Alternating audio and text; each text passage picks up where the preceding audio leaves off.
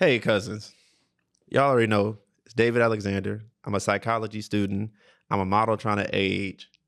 And today, I want to talk about just that, being a model trying to age.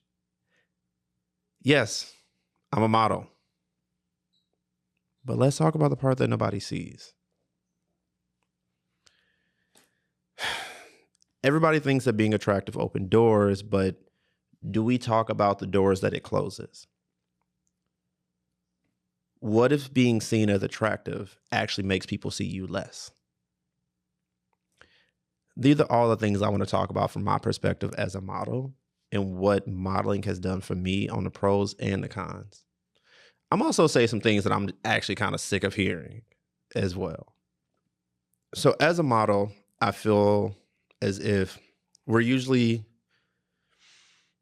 how do I say this? I'll pivot. I'll do it this way. We'll cut all of this out. So as a model, one of the first things I think about is dating. Dating has become so interesting for me as a model, right? Because the moment I describe insecurities about my physical presence or physical appearance, the first thing I get is, "Psh, boy, you a model."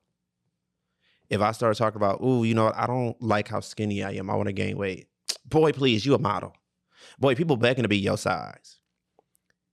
And I immediately feel diminished as a person from the outside world, because it's like the things I see for myself don't even seem as if they're realistic or taken seriously by other people. If it was on the other side of the spectrum, where if I was bigger and said I want to lose weight, that's like we support that fully. But the idea of the person that's perceived to be attractive, we don't get to have insecurities out loud. We don't get to say things about ourselves negatively without people saying it's attention seeking, or you just looking for, you looking for attention. It's attention seeking, or it's related to something else. It can't be insecurity, right? That did help me understand that how I see myself versus how other people see me don't align. They're not always the same thing. But even outside of dating, modeling is a really, really hard job. Um, and this is not me complaining. I've loved modeling. Modeling helped me build who I am, honestly. If I didn't model, and take us back there. I started modeling by accident, by the way. I don't know if I've ever told this story. So I started modeling by accident. My best friend back in the day, Terrence Pinky. Shout out to Pinky. I love you, my brother, forever. Um, we joined a modeling group by the name of Empire Models back at NIU. And NIU is in DeKalb, Illinois. It is also like how my assimilation into Chicago was relatively smooth as someone who wasn't a Chicago native. But most of the students at NIU, the Black students, were from Chicago or the suburbs. So I know so many people from Chicago before I ever moved to Chicago, because I went there for undergrad, right? So there's an Empire Models, ran by Christine Ben, and her now husband, Raju. Christine was adamant about modeling being a real thing, y'all. And y'all may not believe me, but I was really shy. I think I've always been outspoken. When I get comfortable with people, they see different parts of my personality, whether it's sometimes I can be stubborn, sometimes I can be a little harsh and a little brash. Um, Most people back in the day when they met me probably thought I was pretty quiet, right? Except for the few that I spoke to. Um, yeah. And again, I get it. It is not what y'all see today. Hence, I'm sitting here looking at a camera talking to y'all into a mic. That can't be the same guy who didn't want people to see him, didn't want people to talk to him. But that was me. But I was a really good dancer.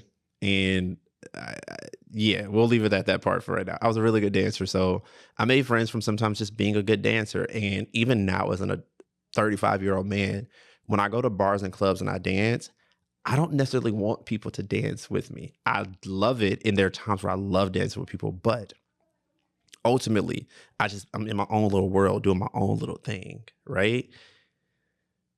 But anyway, back to the main goal. All of that to say that my friend Pinky, I trusted him so much that if he said we should do it, I would question it, because I'm a questioner. I like to question things, right? But when Pinky said it, it had more weight for me. So Pinky was like, let's go to, I want to say he said something about this modeling organization. I could be wrong. It might have been me, but I really think it was him. I'm almost certain it had something to do, had something to do with some girl. Some girl said something to him. He thought she was pretty. He said he wanted to go, said I should come with him. So I go, right? Christine immediately kind of points me out and was like, I had an awkward walk. I kind of like walked with my hunched over, looking down. I didn't have confidence in myself at all before I started modeling. Again, I know people are like, how did you not? Because I didn't. I don't know. I wish I knew, because I wish I could have found it sooner. But things happen the way that they happen, right? But anyway, so he gets his flyer or talks to some girl. I can't remember the whole thing. That was what, 35. That was well over 15 years ago. I don't know. But so we go to rehearsal. It's fine. I remember walking back and forth. And people trying to work with me on my walk. And I was so hesitant and like scared for these people to talk to me and critique me. And being critiqued used to hurt my feelings so bad because I wasn't confident in myself. So critiques felt like character assassination. They felt like something was wrong with me as a person, right? Is that what I believe now? No. So I before we started going, I'm like, oh my God, I can't. We're good. Everything happens the way it's supposed to. But I was just a very deeply insecure person at 18, right? So we get into this modeling organization. Terrence stops going. Pinky stopped going. I don't know why he did, but I kept going. We also joined a dance team at the time called Flip Mode. We'll leave that there. Because Flip Mode led me to meeting somebody I call my person. She's one of my best friends. We don't talk every day, but she is like literally like everything to me. And I don't tell her that enough. But Ronette, I love you so much. If it wasn't for Flip Mode, I would not know Ronette. And Ronette unawarely also plays a major part in the confidence that I started to grow around the time I was modeling. But anyway, modeling organization, we going back and forth. We walking this and the third. We taking like photos, like they're doing like the creative photo thing. Christine, one day, I think someone told me about this thing. I can't remember the name of it. If you were from Chicago and you used to model, they used to do a downtown at this random sushi bar. But upstairs, they used to do like when Model Mayhem. I don't know if that's still a thing or not, but when Model Mayhem was all the rage, they used to post essentially like there was this thing that they would do upstairs above the sushi restaurant at the end of the day, kind of like towards the end of their night, where you can come up and they'll take photos and they have these really interesting setups. I think I did one that was like a safari setup one. So they had like snakes and stuff up there and like it was a trade for work. It was a trade for trade kind of setup. So like what that means is like models come take photos, photographers take the photos of them. Y'all trading work. They are training their eye as a photographer. You training yourself as a model, right? The reality of it as someone who became a working model is it was very top model coded. Like there was no benefit to this thing, but we did it. But that is when I realized how insecure I was. It was scary to realize that. But again, I didn't have confidence. I didn't think I was attractive. I didn't think that I had the things to be a model. But Christine saw it. And she took the entire organization that was with us at the time. We went to an audition. This was maybe 2008 or 2009. I can't fully remember, to be honest. But there's something in Chicago. It now goes by surround sound of fashion. But back in the day, it used to be called Remix the Runway. And I don't know all the logistics. This is just what it was then. Remix the Runway, they had like a social media element to it. So in order to become one of the top 10 models, it went from like the top 50 guys to the top 20 guys to the top 10 guys. And they did this for guys and girls. I was the little unnamed nobody. Nobody knew me. I didn't know nobody in Chicago. It's a Chicago-based show. You know what I'm saying? Like, the people who voted for me, I don't know who y'all were. There are people to this day that still remember me from this fashion show. But ultimately, I become one of the top 10 guys and get into this fashion show. And that was a real start to my modeling career. And then life happened where I started going to real shoots with real photographers, with real companies, with real brands, and going to casting calls. And the confidence that I slowly started to build in that year or so, when I started becoming a working model, a lot of that got torn down. I remember a casting agent. Um, we gonna keep the agency's name out of it. Back in Chicago, I went and auditioned when I was like maybe 19 or 20. The man looked me in the face and said, "No, it's not strong enough." Or some I don't he said something about not being strong enough. I went back like maybe 5 years later and he's like, "I remember you." He's like, "I told you back then I wouldn't sign you, and I'm still not gonna sign you." Straight to my face. Or having someone literally sit me down in a casting, sits me down, opens up their company website, shows me another black dude and says, "We have one of you. And we're only gonna go with the one that's stronger, and he's been working a lot more." The crazy part is this agency that did that, the dude they showed me, I know him. Knew him personally. And it was just so gut wrenching because I didn't know what to do with that information. What do you do with that when they put you directly in front of somebody, compare you to them, and tell them that you are not good enough? Repeatedly hearing stuff like that because there's only enough space for black models at the time. There's only enough space for the thin slash athletic build, the swimmer's build, as some people call it. There's only so much space for that. And if that space is already filled for Ford, Wilhelmina, you're not getting it. Because Ford said no, Wilhelmina said no. So many agencies said no. I did find a mother agency and it was great. And I got a lot of work. I worked with Hershey. I've worked with Target. I've worked with Groupon. I still see photos of myself sometimes on Groupon, which is funny because like y'all should probably update those.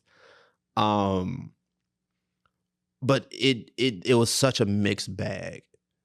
And as someone who's already deeply insecure and thinking that I'm not big enough or I'm not good enough, constantly being told that I wasn't good enough, the piece of confidence that I did find from doing the Remix the Runway fashion show completely got taken away from me.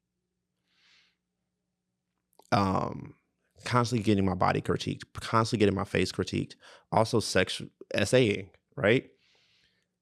I was maybe 23. I don't know. I can't think of how old I was, but I think about me moving to New York and a photographer that I know, essentially something happened where I, in hindsight, realized that I was taken advantage of. And when I realized that, I kind of started pulling away from this person. This person had put themselves in a position saying, "I'm here to help you. I'm here to help you. I'm here to help you." And then when I would not essentially sleep with him, he kind of lost it, went ballistic, right? And yeah, I'll leave it there because it was a lot. I followed up following from that situation. I ended up being homeless quite a few times, which a lot of people don't know. When I lived in New York, I was like renting rooms by the day sometimes because I just couldn't afford it after some really interesting situations happened with people that I thought cared. And modeling led me to New York, or me going to Atlanta and having a casting agent at a modeling agency basically have me sign a fake contract. So that short story is I go into the agency for their regular casting call during casting call hours. The guy asked me to come back after hours.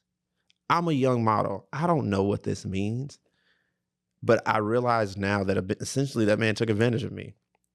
To my knowledge, the contract didn't exist, which is why I probably never did work with that particular agency in Atlanta. I'm going to just say JW. You know who you are.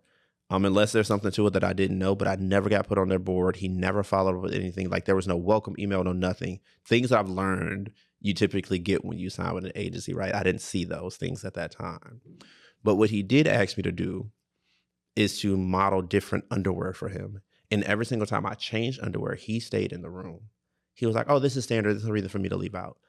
I can't tell you how many different pairs of underwear that man had me ask me to change into, and me being a young model thinking this was okay. I did it. Getting naked in front of this man. And I'm not saying that when you get naked in front of people, in a fashion industry that it's anything wrong or there's, creep to it. Sometimes it is, sometimes it isn't. This particular case, it was creep in it. And that also played a part in my insecurity of then starting to believe that the only space I had confidence in was my sexual prowess. The fact that people wanted to sleep with me. But that didn't mean I was attractive. That didn't mean I was interesting. That did not mean I was good enough. So I spent many years being afraid to be intimate with people. And then when I did start choosing to be intimate with people in that way, and I think I still kind of struggle with building intimacy in that physical space that way, where I could be really cut off. Either we doing a thing and that's it, or we're doing a thing and it's connected to other stuff. And I'm really cut and dry. I used to be really cut and dry about that. But that came from really weird experiences modeling. I had a photographer that I did work with. I did a nude shoot with that never saw the light of day. That touched me when I was 19. I didn't know what to do, didn't know what to say. And modeling took a lot away from me. So when I'm in spaces and I'm feeling insecure and I'm feeling weird and I hear people like, oh, you a model, it's jarring. It's upsetting. Well, at least used to be. Today I'm good. We're great. Life is good, But I wanted to talk about these things because like nobody talks about this stuff when it comes to modeling. We always talk about modeling and y'all think it's glamorous and y'all think it's fun. And modeling itself is hard. Time is money. If they book you for 2 hours, whatever shot or shots they want to get, you got to get in that 2 hours, because if they go over that 2 hours, they have to pay you. And if they have to pay you, they will not ever book you again. Trust me.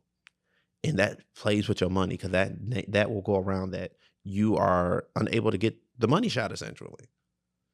And it will follow you. I'm grateful that that has not been my case, but I know people that it followed. Or having agents tell models that they should sleep with designers. I know friends of mine who did that. Modeling and entertainment is not as pretty as we want it to be. I'm not here to say that it's terrible. I've enjoyed modeling. Modeling still did ultimately help cultivate a level of confidence and ability to speak to people that I didn't have before. Modeling put me in spaces to meet some incredible people. I'm not going to name drop, but I am so grateful for some of the people I got to meet. Like some of the campaigns I did a campaign for Mitchell and Ness for NBA All-Star Weekend 2020, right? Myself and a few other people were primary models for some of the exclusive Mitchell and Ness things, products. I still got the photos from that. I remember that experience being one of my favorite experiences. Shout out to the team that hired me for that, because I think we're still connected on social media. I think they're incredible people.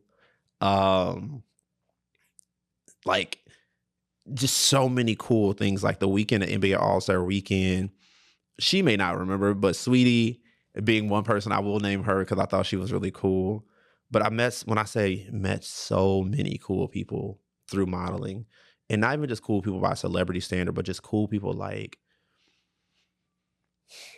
one of my best friends. I call her my heart. If I wasn't modeling, I wouldn't have moved to Chicago. If I would have moved to Chicago, I would not have met some of my closest friends. Right? So I'm not here to say modeling was all terrible or it was all bad. If you're watching this, you can see the smile on my face, because I have such fond memories, and I can't even pick one fast enough to share it with y'all. Like, yeah, I just can't think of one fast enough, right? I'll use it this way. My access to people is and was incredible. And it, again, modeling helped build a lot of things in me. Like the idea of having tough skin, being a model, you got to, because you have people looking you in the face regularly, telling you all the things they see wrong with you. Yes, I've gone to casting for models, not models, but designers, and or casting agents have looked me in the face and told me what was wrong with me physically. Shout out to Tyron Red, I think is his name. He's a photographer out in California. He's one of the few photographers I worked with. Unfortunately, I think I did something weird being a young, immature, unaware model. I want to say he gave me photos, and instead of selecting photos, I feel like I started posting them. And in hindsight, that was the dumbest thing in the world to do, because I should have selected photos, let him edit them, and then post, because that's the proper process. That is not the process in which I followed at the time because I was young, dumb, didn't know. Um, but he was one of the few people that I immediately was like, oh my God, I'm so sorry that I don't look my best. He's like, no, you're perfect. He like, you are literally the perfect build for a model. He was like, you are fit and you have muscle tone and definition, but you're not too big to fit the clothes. He was like, you are perfect for the market of California. And part of me sometimes wish I would have moved to California to see how true that was. Because anyway, I was about to go on a tangent. Like the other thing is modeling is so subjective. New York models are very different from Chicago models. Chicago models are different from LA models. LA models are different from Miami models. Miami models are different from Europe models. European models are different from Japanese models because every different market has its different thing, right? Also, let me be very clear. There is not a lot of money in modeling. Let me break that to you really quick. There is not a lot of money in modeling. The people that you see, like the Winnie Harlows, the Keith Carloses, the Tyson Beckfords, even Tyra Banks, some of those people have gotten paid, but they do a lot of work. I want you to understand, like Winnie, I don't know these people personally, but models do a lot of work. Some of that work never sees the light of day.